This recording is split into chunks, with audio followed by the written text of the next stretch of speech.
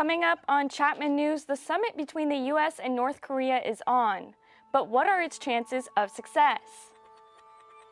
Reaction from around the world, from our allies to our enemies, as the U.S. pulls out of the Iran deal. What's the next step?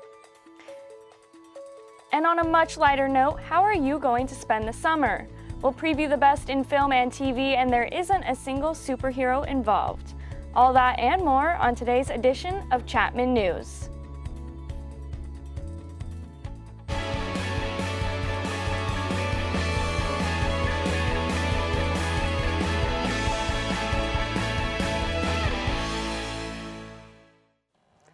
Good afternoon, Orange County. I'm Haley Haskell. And I'm Sabrina Santoro. This is Chapman News.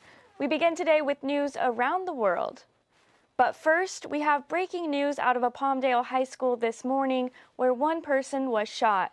Logan Stevens has the latest. Thank you, Sabrina. At around 7:05 a.m. today, reports of gunshots and an active shooter were filed at Highland High School in Palmdale. The cause of the incident is supposedly due to a dispute between two of the students. The male 14-year-old who had the gun fired off multiple gunshots and shot one student in the arm. The student who was shot brought himself to the hospital and is expected to make a full recovery, according to the Los Angeles Sheriff's Department. Once the gunshots were fired, students started barricading themselves in classrooms and tweeting about the incident, urging other students to not come to school if they weren't already there. The gunman was detained in a nearby parking lot and was brought into custody by police officials. The rifle that the gunman used was also recovered. Highland High School was said to be safe at 9 a.m. this morning, and all students were sent home on school buses immediately after. I'm Logan Stevens, and we're going to go ahead and bring it back to you ladies at the desk. Thanks, Logan, and it's a major victory for the United States. 3 American prisoners held in North Korea are free tonight and are back on American soil. President Trump welcomed them home, citing their release as proof that his diplomacy with North Korea is working. But there are some who are concerned about his praise for Kim Jong-un. Waving their hands and flashing peace signs, 3 freed prisoners descended the stairs of their plane, greeted by the president. He was nice in letting them go before the meeting. I mean, frankly, we didn't think this was going to happen. But in less than a month is the big meeting, a face-to-face encounter with one of the most dangerous men on the planet. The president tweeted, "The highly anticipated meeting between Kim Jong-un and myself will take place in Singapore on June 12th. We will both try to make it a very special moment for world peace." The question now is whether the president can convince the North Korean leader to denuclearize. But President Trump praised Kim Jong-un's treatment of the prisoners. We want to thank Kim Jong-un, who really was excellent to these 3 incredible people. They are really 3 incredible people. But one of the prisoners clarified. We were treated in many different ways. For me, I had to do a lot of labor. But when I got sick, I was also treated by them. But for now, Americans like what they see, with more than half saying in a new CNN poll they approve of the president's handling of North Korea. And more than 3/4 agree with the decision to meet Kim Jong-un. Still, critics in both parties worry the president isn't treating the North Korean dictator as the menace he is. It is so troubling to hear President Trump say that Kim Jong-un treated the Americans excellently. Kim Jong-un is a dictator. Some pointed out the death of American Otto Warmbier, who died after being imprisoned in North Korea. I have been concerned about some of the rhetoric lately, calling him very honorable. Here's a guy who killed the last guy, Otto Warmbier, and has murdered some family members and a lot of people there. So I think we need to go in with our eyes wide open about what we're dealing with. But there's some cautious optimism that perhaps North Korea is ready for change. Every time the North Koreans make agreements, they get sanctions relief and then they break the agreement. So it's not time yet to pop the cork on this. On the other hand, I'm delighted that we're going to be entering into these negotiations and maybe this time it'll work. Regardless, the next few weeks will be crucial for President Trump as he makes plans for his upcoming Singapore summit. The historic high-stakes summit is aimed at curbing the nation's nuclear weapons program, but we'll have to wait until mid-June to see how the meeting pans out. The other flashpoint in the world is, of course, Iran. The president shocked the world this week by pulling the United States out of the deal with Iran. The deal, one of President Obama's biggest foreign policy achievements, prohibited Iran from developing nuclear weapons in exchange for sanctions being lifted. But already violence has erupted in the Middle East. CNN's Fred Pleitgen reports from Tehran. Hardline and religious conservative Iranians unleashing their anger in Tehran after Friday prayers with demonstration marches that were attended by thousands of people. People were burning American flags, they were stepping on American flags, they were spitting on American flags, and of course many of them had some pretty angry words for U.S. President Donald Trump. They are essentially saying that no matter how tough the United States gets on Iran, they will remain defiant. Now, there's two things, of course, that have people here very, very angry. On the one hand, it's the U.S. pulling out of the nuclear agreement, that, of course, done by President Trump this week, but then also those recent skirmishes that took place in the Golan Heights and then also on Syrian territory, apparently involving the Iranian military and Israel, even though Iran at this point has not yet acknowledged that its forces were part of that altercation. Nevertheless, all of this, of course, was a topic at these Friday prayers. A hardline cleric who led the prayers, named Ahmed Khatami, he said that Iran does not want a nuclear weapon, but that it will enhance and continue its ballistic missile program, specifically as a threat to Israel. It's also interesting that the foreign minister of Iran, Javad Zarif, came forward and he said that Iran is already working on plans for industrial scale enrichment of uranium without any sort of constraints. Fred Pleitgen, CNN, Tehran. So what's the future of our relationship with Iran? We're joined by Chapman professor Gregory Daddis, who's also director of Chapman's MA program in War and Society. Thanks for joining us. Thanks for having me again. I appreciate it. So why do you think the president chose to pull out of the agreement? I think in part to fulfill a campaign promise. He has said all along that this deal under the Obama administration was a complete disaster. My personal concern is there's been some misrepresentation about this deal. He has argued as an example that the Iranians were allowed to self-inspect when in fact the monitoring and verification of this agreement was done and has been done by the International Atomic Energy Agency, and that agency has actually said that Iran has been fulfilling its requirements and adhering to the agreement as late as the latter portion of 2017. So I think part of it is to maintain a campaign promise, and the other is, I think, leaning towards more hawkish advisors who feel that we need to be more forceful on the global stage.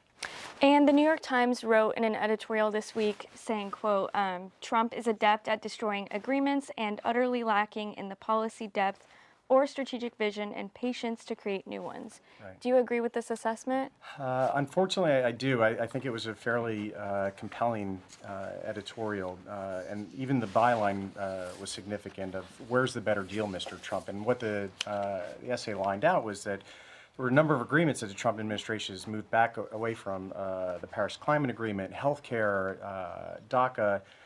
They've been against something, but there's been no plan to replace that. And I think that's important for us to consider here, specifically as an example with sanctions. That sanction is a tool, it's not a grand strategy. So we need to think about what are these sanctions intended to achieve. We also need to consider that grand strategy is a long-term process, and I think it's important for us to think about how, as one historical example, containment during the Cold War was a multi-decade approach across multiple administrations that saw its highs and lows. So no grand strategy is going to be a panacea, right. And I think it's important for us to kind of lay out a long-term plan as an alternative to the JCPOA before kind of blowing it up and having nothing to replace it except sanctions. Right. So why would Iran go back to the negotiating table? Can Trump get a better deal? We'll find out. I'm not so sure. I think as the introductory clip suggested here, that this has been a benefit for Iranian hardliners who have argued that us pulling out of the JCPOA is proof that the United States can't even fulfill its own obligations under any kind of international agreement. So we need to be very careful about unintended consequences here and giving a bolster to Iranian hardliners inside the country. Do you think that President Trump's actions will encourage Iran to, resume its robust nukes program? If there's no there's no reliable agreement in place to contest that, I wouldn't see why they wouldn't. And in large part, I think we need to think about the Iranian perspective in this, right? What makes it moral for Israel or India or the United States to have nuclear weapons, but it's not okay for Iran? I'm certain that there are Iranian policymakers asking that very question right now as we're stepping away from this agreement. Do you think Trump's actions will sour our already fragile relationships with our European allies? I think it's quite possible. We just read reports this morning, in fact, that the European Union is considering what they're calling a blocking statute, which means that it would ban any EU company from complying with U.S. sanctions. So I think you've already seen over the last few months a fraying of the transatlantic partnership, specifically with Germany, which has been a long-term ally of the United States. And again, I think we need to be very careful of ensuring as we move forward in any region of the country, we try and do so not unilaterally, but in concert with our most important allies. How do you think this is going to affect our country's credibility around the world? It has potential, I think, to undermine it. If you think about how the North Koreans might view this take in terms of how the Trump administration is moving away from the JCPOA, that they may see it as the United States lacking in its own credibility, that they're not able to fulfill their own agreements, so why should we engage in agreement with them? And do you think Trump's actions will set a stage for a wider war in the Middle East? I would hope not, although we need to be, I think, careful of the language we're listening to from more hawkish advisors in the Trump administration. Mr. Bolton, who's now the National Security Advisor, said in late 2017 that the declared U.S. policy should be the overthrow of the regime in Tehran. That means only one thing, I think.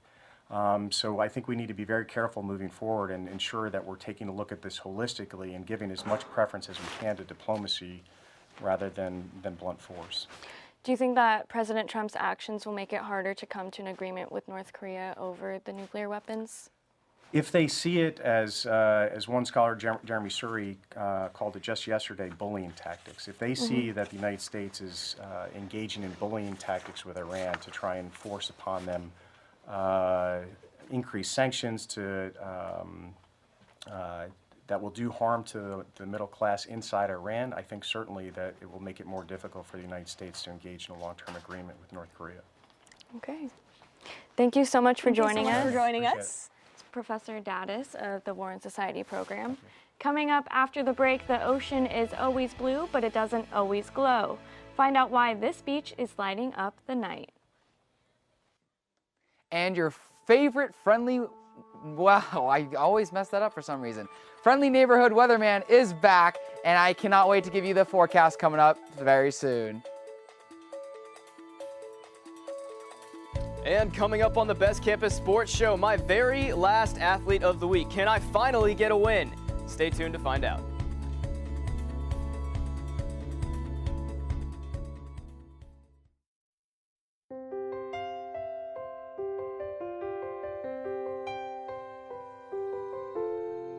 Stand up for what's right. Chapman University.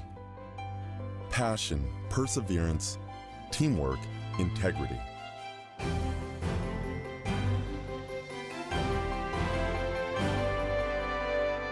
Create value in the world. The School of Law at Chapman University. Lead. Follow your dreams. Chapman University. History, philosophy, peace studies, languages. Study abroad and explore the world. Become a global citizen.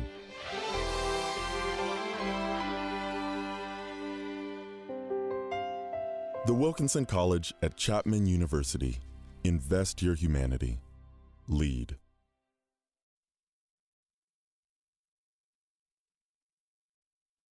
One year after a devastating fire, the Anaheim White House reopened its doors. Bruno Serrato has been busy rebuilding his restaurant after an electrical fire in February 2017 that nearly destroyed it.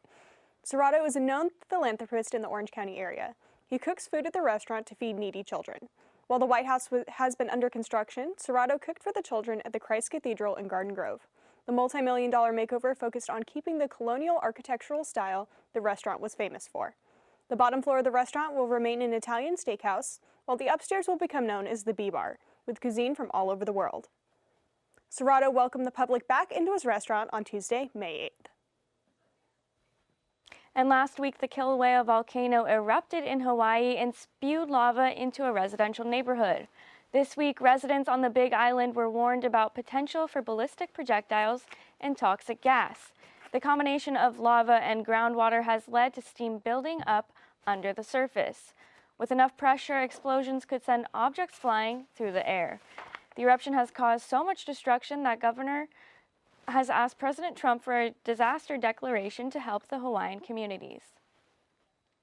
And now there's something in San Diego that you just have to see to believe. Blue bioluminescent blooms are lighting up the waves at night on San Diego's beaches. It's caused by a red tide. These blue lights are actually phytoplankton that light up when they rattle against the waves near the shore. The light can also be caused by a surfer paddling his or her board through the waves, or from something as simple as someone walking on the beach. The sight looks like something straight out of a movie, and people are taking advantage of the blue beauty by posting photos of the phenomenon on social media. If you decide to take a trip to San Diego this summer, people online are saying that the best place to view the spectacular sight is in Oceanside and Carlsbad. Well, Sabrina, I think that's something that I'm definitely going to have to check out this summer now that summer's already here. I can't believe it. It's a week away, and I hope we're going to have some perfect beach weather coming up here soon. Yeah, let's see. Logan, do we have some really good beach weather coming up for us? You bet we do. It is your favorite friendly neighborhood weatherman. For some reason, I'm 1 for 3 when it comes to teases, and I have no clue why. A little bit of a tongue twister for me, but here we are, and I'm excited to be back giving you guys the weather update for this week. So as you can see right now, it is nice and cloudy right now. There's not too much sun, but the sun might break out a little bit later on today. And we're seeing right now it's 68 degrees. Obviously a lot down from last week when we were experiencing high 70s and even some low 80s. So it was very hot. I personally didn't like it because my house doesn't turn on the air conditioning whatsoever in order to save money. So the heat definitely got to me, so I'm excited for this nice 68-degree weather and low 70s coming up this week. Looking over to our Orange County forecast, it's going to be a lot of the same of what I just talked about here in Orange. And as you can see over in Westminster, it is 66, Orange 68 like I just mentioned. And as we move more south, it's actually going to be getting colder. So Newport and Laguna are going to be at 61 and 63. Some great beach days coming up this week if you ask me. Irvine's going to be at 66, Mission Viejo at 64. And like I said, moving down south even more, we're going to have San Clemente at a nice 62. Looking at our greater Southern California forecast, Santa Barbara is going to be a 60 degrees right now, which is pretty chilly if you ask me. Once you start to hit those 50s, that's when I start to need to put on my Patagonia jacket in order to warm up and stay cozy. But over in Los Angeles, we're going to see 67, Avalon at 63, Anaheim at 69 today right now. Oceanside 64, and San Diego, like I said, continually moving down. We're going to see 61, and then we're going to see our two outliers, as they always are outliers most of the time, is Big Bear Lake at 58 degrees and Palm Springs somehow at 88 degrees while the rest of Southern California is in the 60s. I don't know how that happens. I don't know why Palm Springs decides to be way hotter all the time at 88, which is blazing hot in my opinion. I hate those high 80s, low 90s. That's when I start to sweat like crazy, but it's over there at 88 degrees. Looking at our 5-day outlook for Orange right now. Right now it's cloudy like I mentioned. About 70 degrees is probably where we'll be at. And then as we move on throughout the rest of the week and the weekend, we're going to see the sun pop out of those clouds and really brighten up your week, especially moving into finals week. So Saturday is going to be 68, Sunday going to be 70, and Monday and Tuesday we're going to see a little bit of an increase in the temperature at 72 for each of those days with some bright rays all around.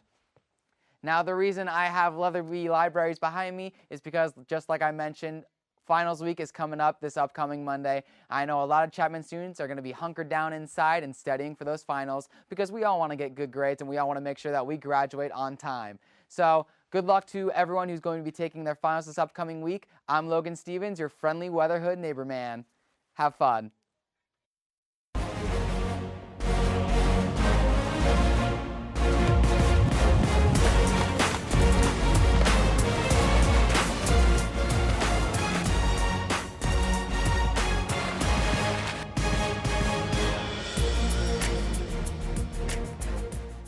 What's up, everybody, and welcome to the Best Campus Sports Show, the last ever Best Campus Sports Show, hosted by yours truly. Lots of great stuff to get to today, including a special edition of Athlete of the Week. But first, the Panthers baseball team advanced to the SCIAC tournament last week and carried that momentum up into this weekend with a dramatic win against the Redlands Bulldogs. Here's Brad Benson with more details on the exciting SCIAC championship game and what is next for Panthers baseball. Last weekend, Chapman's baseball team won their first ever SCIAC tournament championship. The Bulldogs got off to a hot start early, leading 10-1 at the bottom of the 6th, but the Panthers answered by scoring 9 runs in the 7th, including a 3-run home run by senior Gavin Blodgett. Chapman went on to win the game by a final score of 20-12 and secured a spot in the D3 playoffs for the first time since 2011. In addition to the win, Chapman received national recognition by being ranked 19th in the country, and junior Tyler Peck was named National Pitcher of the Week. After a week full of excitement, the team's focus is now on the playoffs. Winning the playoffs is all about pitching and defense, and we got a super deep staff. So, I mean, they've been phenomenal all year. If they do their thing, we play defense. I mean, I think we're very optimistic.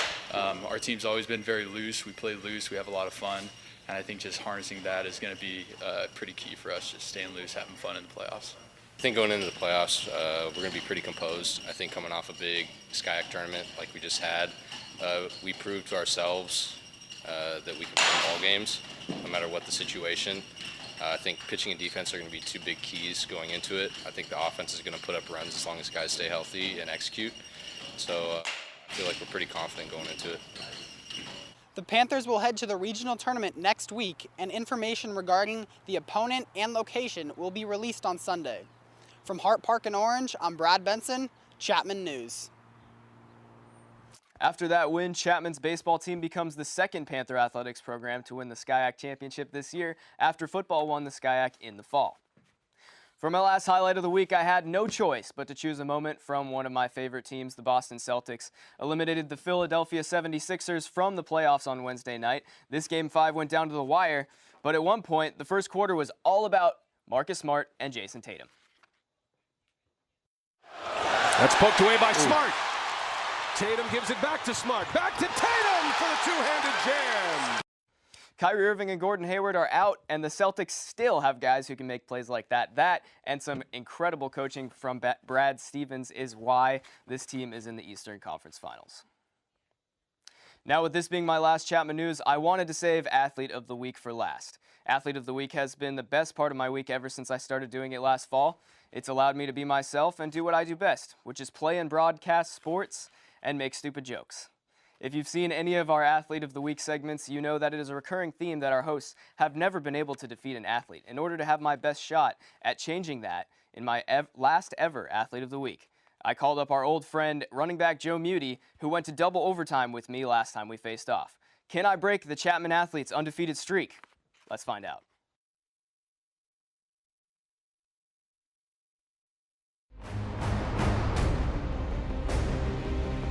We each get 3 tries to catch a football on this fat foamy right here that we brought out with us.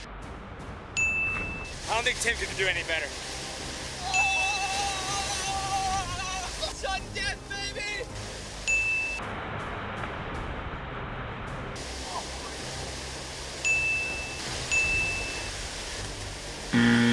That's a drop! That's a drop!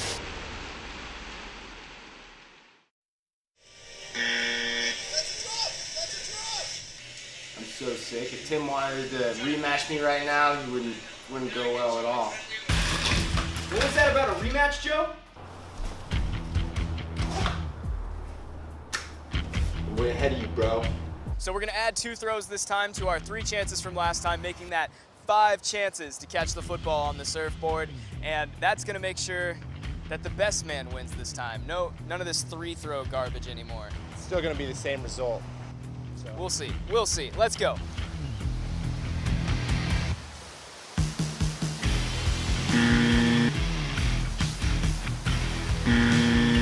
Just gotta admit, it's not his thing. It's not his sport. He is a fourth quarter dude, though, so see if he can come back.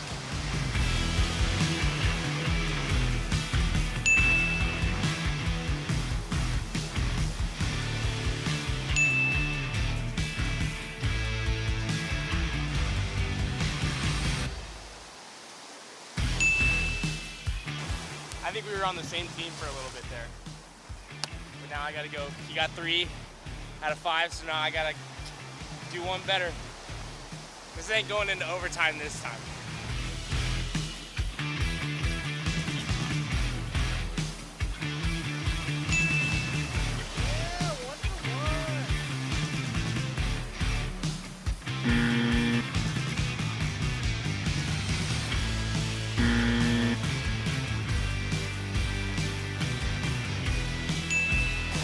Joe has 2 catches, I have 3. If he catches this one, it goes to overtime.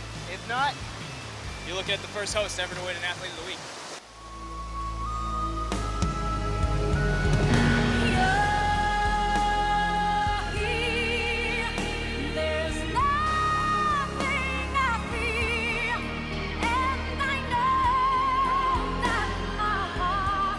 That's a W, baby. That's a W. Let's go. Last time ever strapping up the leash as a Chapman sports broadcaster. Victory lap. Here we go. Let's go.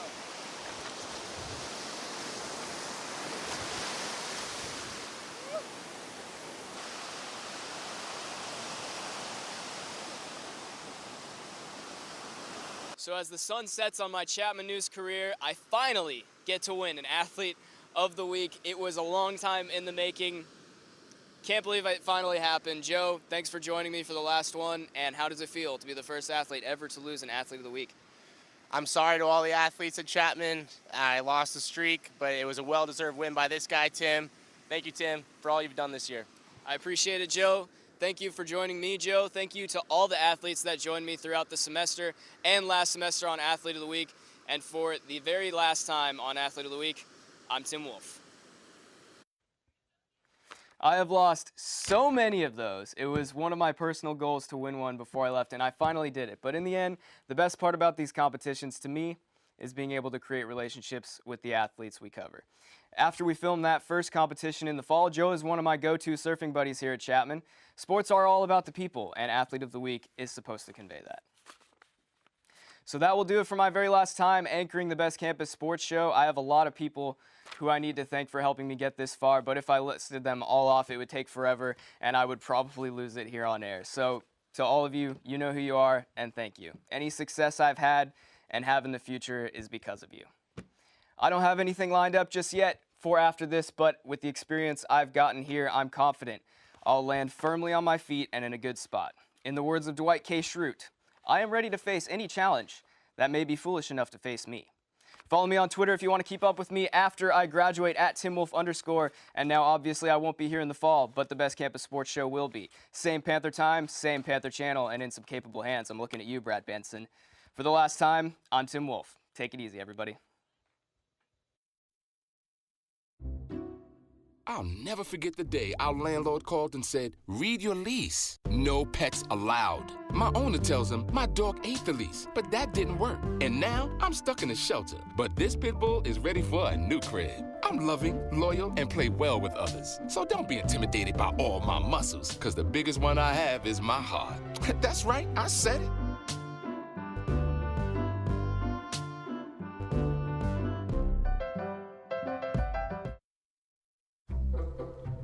They call me Maxie, but I prefer tripod. I was your above-average four-legged homie, and then wham, bam, minivan. Some people pity me. Now that's lame. I still run, fetch, and swim. And the ladies love me. I'm the ultimate wingman. Just don't ask me to high five.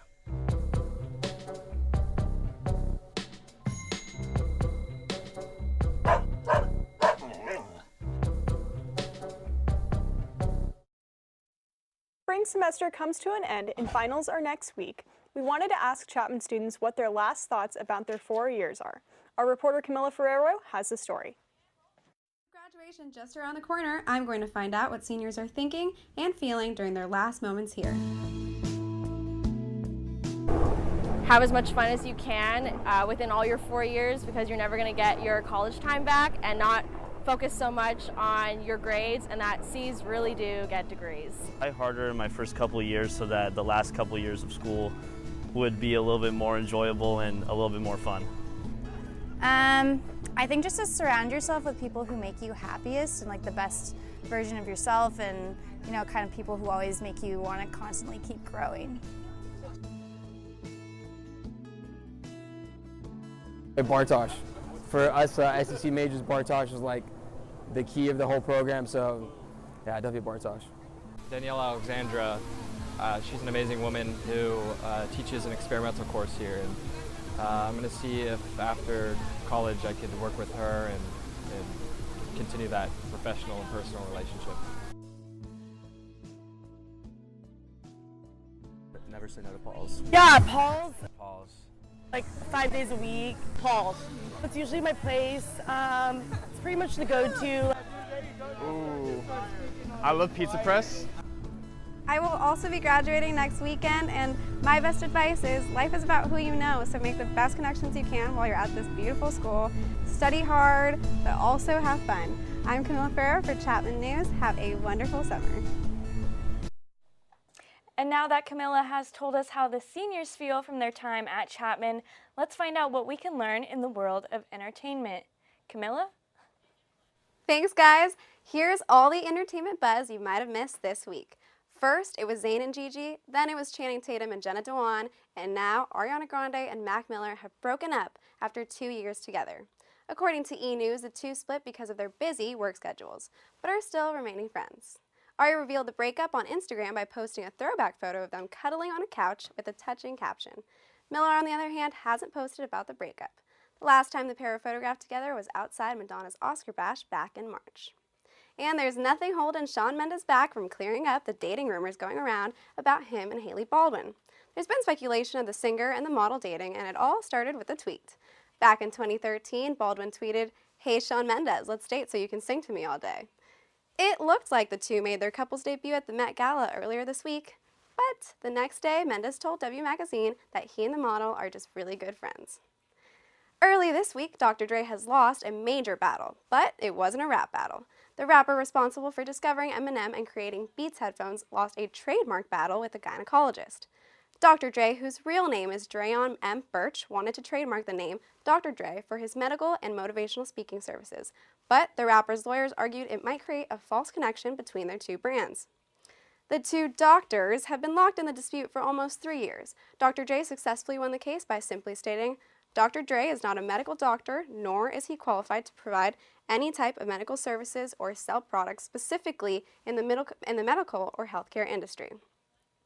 Summer break is almost here, which means plenty of free time to catch up on our favorite movies and TV shows that we might have missed during the semester. Our reporter, Caitlin Chan, has more on what movies and TV shows you need to keep an eye out for. Solo, Deadpool, and The Incredibles 2 are already on most moviegoers' bucket lists, but here are some movie and television suggestions for those looking for something a little bit different. Bring it on, One-Eyed Willie. Book Club is releasing next Thursday, May 17th. This Paramount Pictures comedy is unique because it centers around 4 women over 60, whose actresses share 4 Academy Awards between them. Another all-women cast hitting the theaters is Ocean's 8, featuring Rihanna and Asian American rapper Aquafina. Sorry to Bother You releases July 6th and has already received rave reviews in the festival circuit. It stars Lakeith Stanfield and Tessa Thompson and is directed by rapper Boots Riley. If crime films are more your scene, be sure to look out for Black Klansman. It's based on a true story about an African-American cop who goes undercover to infiltrate the Ku Klux Klan. Crazy Rich Asians is another film that should definitely be on your radar. It's one of the first American-produced films that stars an all-Asian cast, including Fresh Off the Boat's Constance Wu. But if you'd rather binge-watch from the comfort of your own home, this summer's television is just as unique and diverse. June 3rd marks the premiere of a history-making show with a large LGBT cast. Balls are a gathering of people who are not welcome to gather anywhere else. FX's Pose, created by Ryan Murphy, is a dance musical set in 1980s New York that has given leading roles to trans actors and actresses, a rare occurrence in the industry. Next up, John Krasinski fans are excited to see his first television appearance since he played Jim in The Office. He plays action star Jack Ryan in the Amazon series of the same name. And it's been 5 years since Arrested Development Season 4 came out on Netflix. Oh, come on! And before that, it was 9. I knew you were going to throw that in my face. So finally, Netflix said Monday, Season 5 will be released May 29th. And ending with another women-focused series, Glow Season 2 will be on Netflix June 29th, and we will finally get to find out what happens between friends turned enemies. It looks like I've got my work cut out for me this summer. Thanks, Caitlin. Now, for the last time on Chapman News, I'm Camilla Ferrero with your weekly entertainment news. Chapman News has been such a great experience, and it's bittersweet to be moving on to the next chapter of my life. A big thank you to the producers, Haley, Sabrina, Amy, Logan, Tim, our amazing engineer, Dave, and of course, Brett Marcus, our incredible teacher. Best of luck next year, and back to you guys at the desk. Thanks, Camilla. We're wishing you and all of the seniors the best of luck in the future as we come upon this graduation season. I know, I can't believe all of our seniors are leaving us. They've done some incredible things here at Chapman News, but I'm excited to see where the future takes them. We wanted to give a little tribute to our favorite seniors who are here on Chapman News this semester. We've got a little slideshow.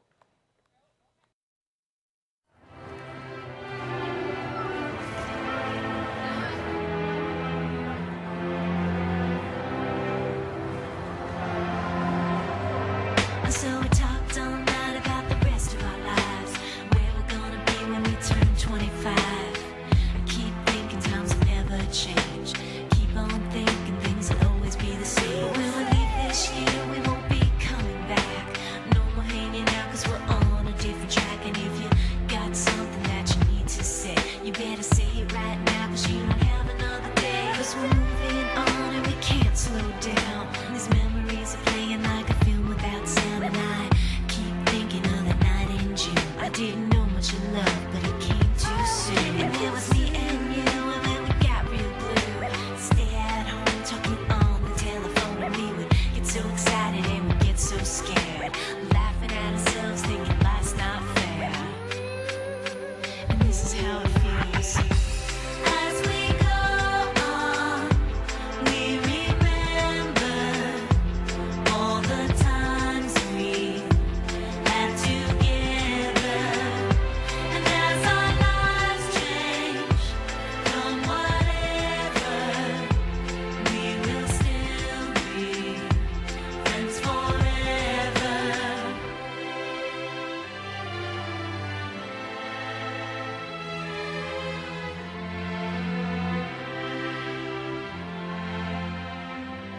So if we get the big jobs and we make the big money, when we look back now, will our jokes still be funny? Will we still remember everything we learned in school?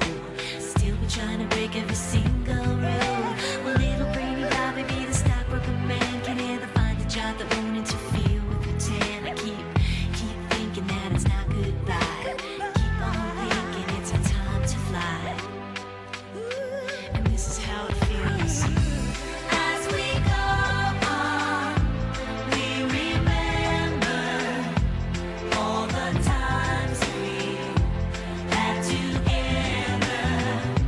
And as our lives change from whatever, we will still be friends forever.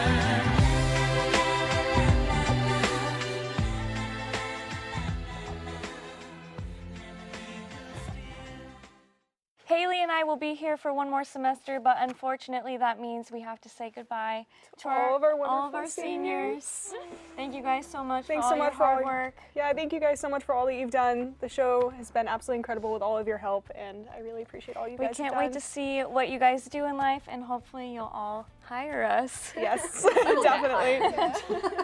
Thank you so much for watching our show today. You can log on to our Facebook page at facebook.com/Chapman News to see all of our episodes, Chapman News reporters' bios, and top headlines. You can also follow us on Instagram, Twitter, and YouTube at Chapman News. And YouTube at youtube.com/Chapman News. That's all we've got for you today. Thank you so much for tuning in. I'm Haley Haskell. And I'm Sabrina Santoro. Be sure to tune in to our show next September. That'll be our first of the new season. Have a great summer, you guys. Oh.